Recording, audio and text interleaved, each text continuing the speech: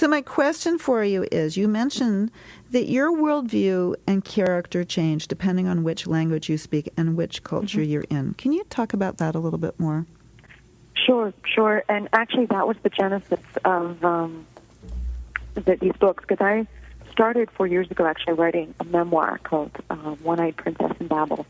And it's about my life in different languages. And I plan on releasing that memoir next year.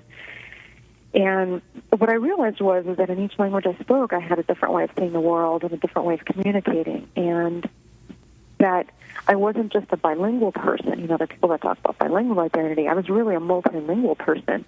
And in order for me to feel like I was using all the colors of my spectrum, I needed to be speaking in different languages. So, for example, Portuguese, I find, because I primarily know Brazilian Portuguese, I find that language to be so playful and so flirtatious that if I'm talking about something serious, it's really hard for me to take myself seriously in Portuguese, just because I'm used to it being this very fun, playful language. French, I tend to get extremely philosophical in French, and it has to do with the culture. The culture is very philosophical, and it's very reflective. And the way in which French is formed, it requires me to be thinking, I think, more than I do when I'm speaking in English, because of the way certain words change depending on whether I'm using a feminine direct or object before the verb. And in Russian, I have a very difficult relationship to Russian, which is my native language.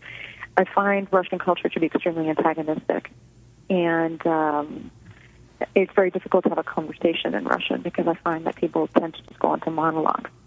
And so I find that in Russian, I can't always completely express myself because I have this block, because I revert to being like a child around these antagonistic people.